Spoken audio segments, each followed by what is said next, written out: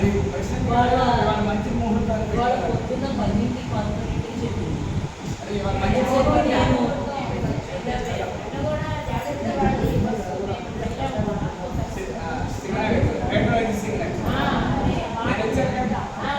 దాంట్లో కూడా 20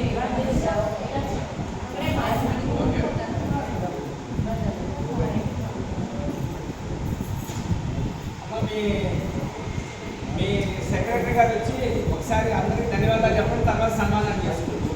అందరికీ కార్యక్రమం ఎండ్ చేద్దాం.